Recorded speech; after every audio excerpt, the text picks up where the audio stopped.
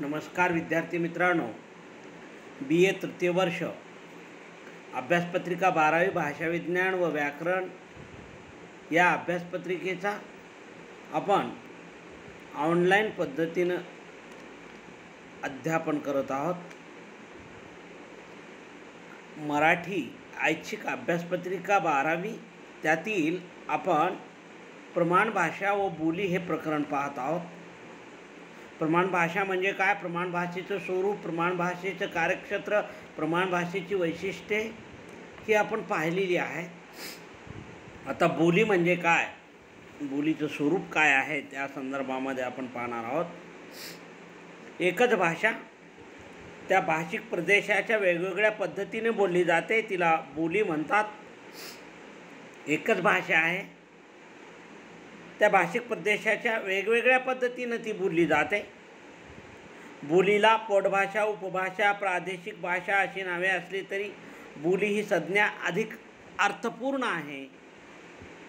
केवळ बोलण्यात असणे हे बोली भाषेचे महत्त्वाचं लक्षण आहे। महाराष्ट्र प्रदेशात मराठी बोलली जात नसली महाराष्ट्र प्रदेशात मराठी भाषा बोलली जात असली तरीसुद्धा कोकणी, खानदेशी, वऱ्हाडी, मराठवाडी, डांगी या भागामध्ये याही बोली बोलल्या जातात विविध भागामध्ये। मग या बोलीच्या संदर्भामध्ये विचार करत असताना प्रमाण भाषेची जशी व्याख्या आपण आकलन आणि विनिमयाच्या दृष्टिकोनातून केलं तसं बोलीचंही आपल्याला करावं लागेल।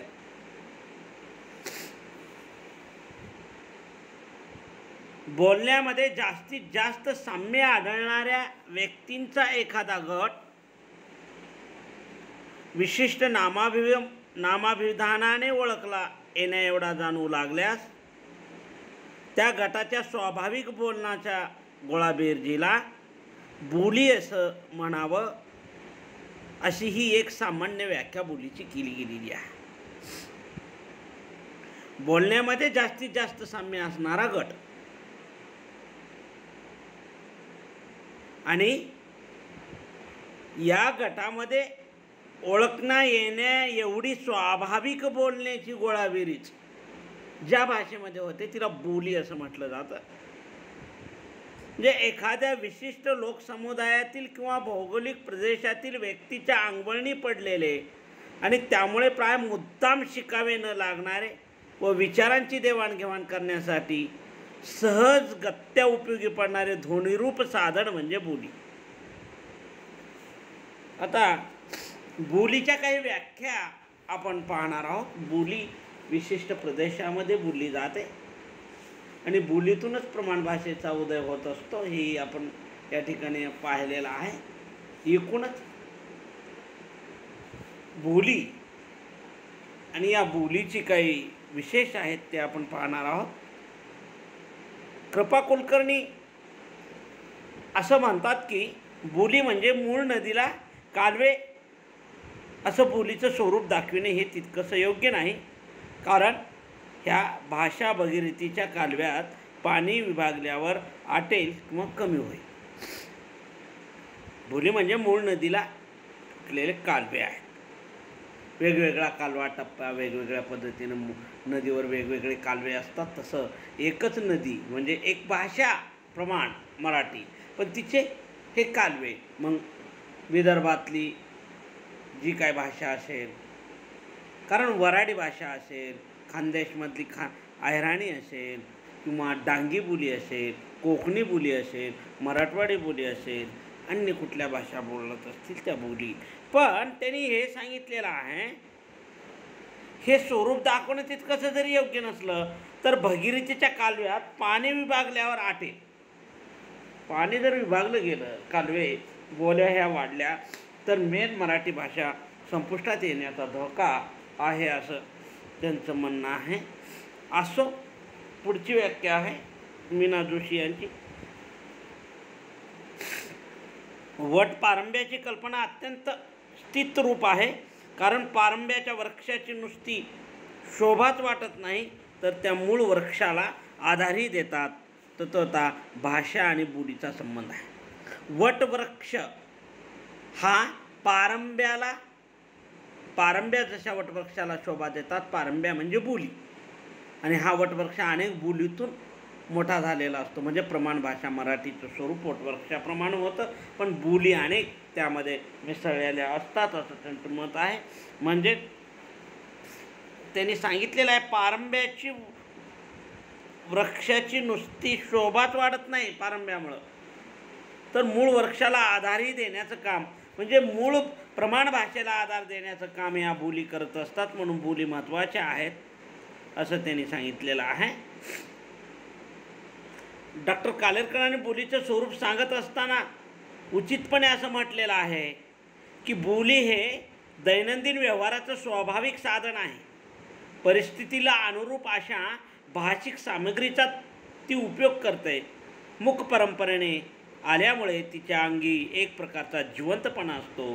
ती साधी पण परिणामकारक असते. आपले रूप प्रतिष्ठेच्या आरशात पाहून इतरांना ते आकर्षक वाटेल असे करण्याचा प्रयत्न करायला तिला वेळ नसतो. तिची स्वाभाविकता हेच तिचे वैशिष्ट्य. काहींना ते मोहक वाटेल, काहींना ते ओंगळ वाटेल. हा ज्याच्या त्याच्या मनोवृत्तीचा आणि संस्काराचा प्रश्न आहे. एकूण बोलीचं स्वरूप कालेलकरांनी या व्याख्येमध्ये स्पष्ट केलेलं आहे. तर दैनंदिन व्यवहाराचं स्वाभाविक स्वरूप आणि स्वाभाविक साधन म्हणजे बोली. परिस्थितीला अनुरूप अशा पद्धतीनं भाषिक सामग्रीचा ती उपयोग करत असते. मूक परंपरेनं आल्यामुळे तिच्या अंगी एक प्रकारचा जिवंतपणा असतो.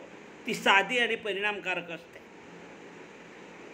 कारण तिला आरशात तिचं रूप पाहण्याला वेळ नाही आहे. तिचं रूप स्वरूप कुणाला आकर्षक वाटेल, कुणाला वाटणार बी नाही आहे. पण स्वाभाविकता ही तिचं वैशिष्ट्य आहे आणि जिवंतपणा हे तिचं वैशिष्ट्य आहे. काहींना ती मोहक वाटेल, काहीला ओंगळ वाटेल, तो ज्याचा त्याचा प्रश्न आहे, ज्याच्या त्याच्या मनोवृत्तीचा आणि संस्काराचा प्रश्न आहे. पण बोली जिवंत असतात, स्वाभाविक असतात असं त्यांचं म्हणणं आहे. बोलीपासूनच प्रमाण भाषा जिवंत राहत असते. वीरा शिंदे असं म्हणतात, कोकणी वराडी या मराठीच्या ज्येष्ठ भगिनी आहेत, कारण वराडीत आणि कोकणीत पुरातनातील संस्कृत प्राकृतातील अपभ्रंशाचे संदर्भ जसेच्या तसे आहेत.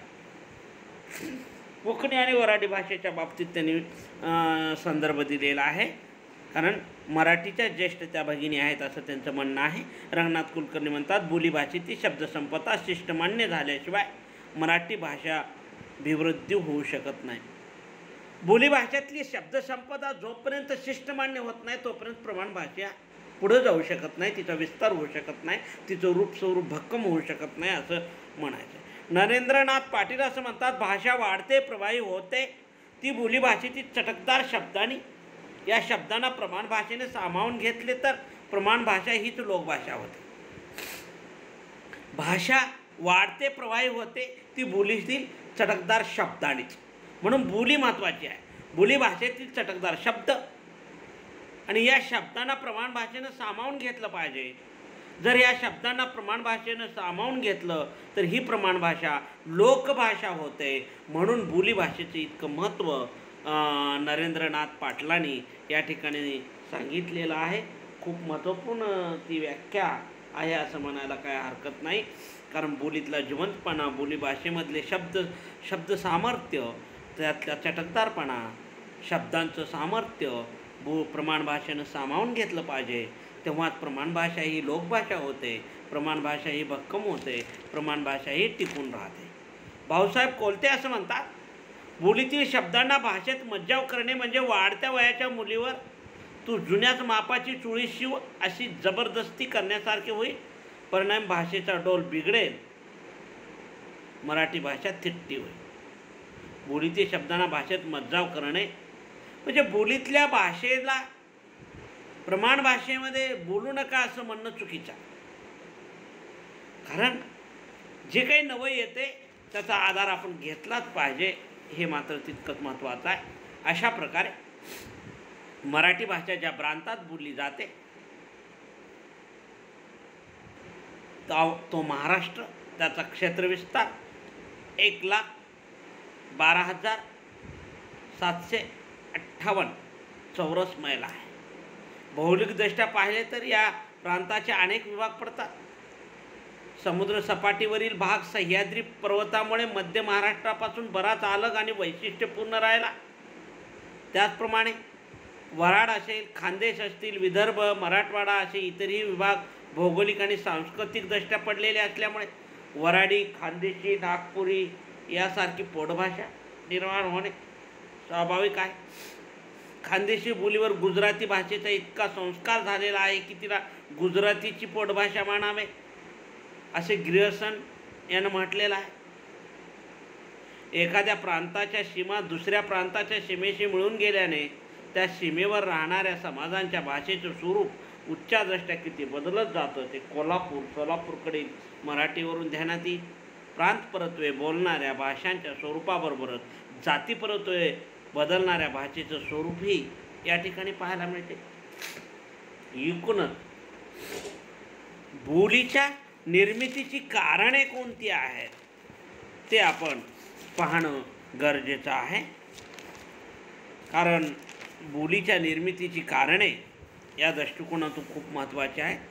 बोली व तिची निर्मिती अनेक कारणामुळे होत असते. त्यात ऐतिहासिक, भौगोलिक, सामाजिक, सांस्कृतिक, आर्थिक इत्यादी कारणाचा समावेश होतो. यातूनच बोलीची निर्मिती होत असते. कारण बोलीच्या निर्मितीचे कारण या पद्धतीनं आहे. नंबर 1, प्रचंड एक भौगोलिक कारण. कारण परिवर्तनशीलता हा समाजाचा म्हणून सामाजिक संस्थाचा गुणधर्म आहे. भाषा ही एक सामाजिक संस्था आहे. त्यामुळे भाषासुद्धा परिवर्तनशील आहे. स्थल, काल, परिस्थिती याच्यानुसार तिच्यामध्ये बदल होत असतो. एक भाषिक प्रदेश सलग जरी असला तरी भौगोलिक आणि सांस्कृतिक दृष्टीने त्याचे अनेक स्वाभाविक विभाग पडत असतात. प्रचंड पर्वत, डोंगराळ प्रदेश, घनदाट जंगल, विस्तीर्ण वाळवंट, विस्तृत पात असलेल्या नद्या अशा नैसर्गिक अडथळ्यामुळे एक भाषिक प्रदेशातील दळणवळण थंडावलेले आपणाला पाहायला मिळते. त्यामुळे बोलींना ठळकपणे वेगळे रूप येऊ लागते. कारण विशिष्ट प्रदेशातले लोक वेगवेगळी बोली बोलायला लागतात. महाराष्ट्रामध्ये प्रमाण मराठी जरी असली तर त्या अनुषंगाने त्यांची भाषा ते बोलायला लागतात. कोकणातला प्रदेश आहे तर कोकणी भाषा, नागपुरामध्ये नागपुरी भाषा, विदर्भात वऱ्हाडी भाषा, खानदेशमध्ये अहिराणी भाषा, गुजरातच्या लगतचा प्रदेश आहे त्या ठिकाणी डांगी भाषा, मराठवाडी बोली, अनेक प्रकारच्या बोलीभाषा आपणाला त्या ठिकाणी पाहायला मिळतात. म्हणजे माणसाच्या सवयी, खाणेपिणे, पोशाख पद्धती, वस्तुरचना, उद्योगशीलता यासारख्या अनेक गोष्टी भौगोलिक परिस्थितीवर अवलंबून असतात. त्याचे प्रतिबिंब अभिव्यक्तीमुळे भाषेमध्येही उमटते आणि भाषा वेगळे रूप धारण करू लागते. कारण भौगोलिकता हे सगळ्यात महत्त्वाचं आहे.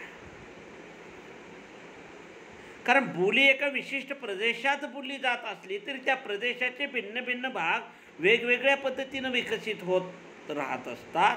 एकाच बोलीचे अनेक भेद निर्माण होतात. यातील कोणत्याही दोन परस्पर संलग्न प्रदेशातील भाषा भेदांची सीमा निश्चितपणे आखणे कठीण असते. एका मर्यादित प्रदेशात अमुक बोली बोलली जाते, तो प्रदेश ओलांडता दुसऱ्या बोलीचा प्रदेश सुरू होतो अशी दाखवता येत नाही. त्यामुळे बोलीची किंवा तिच्या भेदांचे प्रादेशिक क्षेत्र काटेकोरपणे सांगता येत नाही. बोलींना अशा निसर्गदत्त क्षेत्र मर्यादा नसतात. भौगोलिकता हा त्या दृष्टिकोनातून आपणाला भाग पाहायला मिळतो आणि हेही तितकंच महत्त्वाचं आहे. या ठिकाणी दुसरं आहे राजकीय आणि सांस्कृतिक कारण. भौगोलिक कारणापेक्षा राजकीय आणि सांस्कृतिक प्रभाव आज बोलीसाठी महत्त्वाचे ठरत आहे. भौगोलिक कारणामुळे वैशिष्ट्यपूर्ण ठरलेले भाग एकाच राजसत्तेच्या अंगाखाली दीर्घकाळ राहिले तर अधिक संघटित बनतात. भौगोलिक परिस्थितीमुळे निर्माण झालेल्या भाषाभेदांना राजसत्तेमुळे अधिक ठळकपणा प्राप्त होतो. एवढेच नव्हे तर भौगोलिकदृष्ट्या वैशिष्ट्यपूर्ण असणारी एकभाषी भाग निर्माण होतो. नागपूरच्या वराडच्या प्रदेशाचा भाग मध्य प्रदेश व हिंदी भाषिकांच्या अंमलाखाली असल्याने ती कोकणीपेक्षा मराठी भाषेपेक्षा अधिक प्रमाणात वेगळी आपणाला जाणवते. कारण अशा पद्धतीनं नैसर्गिक कारणामुळं सुद्धा बोलीभाषेमध्ये बदल होत असतो. परकीय आक्रमण, प्रचंड रोगराई, दुष्काळ, तीव्र भूकंप यामुळे एक भाषिक समाज दुसऱ्या ठिकाणी जाऊन राहतो. तेव्हा एक गट दुसऱ्या गटात सामील झाल्यानंतर त्यांच्या एकमेकाच्या भाषेवर एकमेकाचा परिणाम होतो. त्या प्रदेशातील भाषेच्या स्थलांतरित लोकांच्या भाषेवर परिणाम होतो. म्हणून बोलीभाषा हे एक निर्मितीचं कारण आहे. दुष्काळादी आपत्त्यामुळे स्थलांतरे घडून येतात. पुष्कळ वेळा त्यातून भाषिक संस्कारही घडून येतो. राजकीय व सांस्कृतिक परिणाम आपण पाहिला. बऱ्याच प्रमाणात एकरूप असणारी भाषा एखाद्या विस्तृत प्रदेशात बोलली जात असेल तर त्या भाषेच्या परिवर्तनाशी स्वभावाप्रमाणे त्या प्रदेशाच्या वेगवेगळ्या भागात ती कमी अधिक प्रमाणात बदलत जाते. त्यातच काळाचे अंतर जसजसे वाढत जाते तसतसे भाषेचे भिन्न प्रदेशातील तिचे भिन्न भिन्न रूप तयार होत जातात.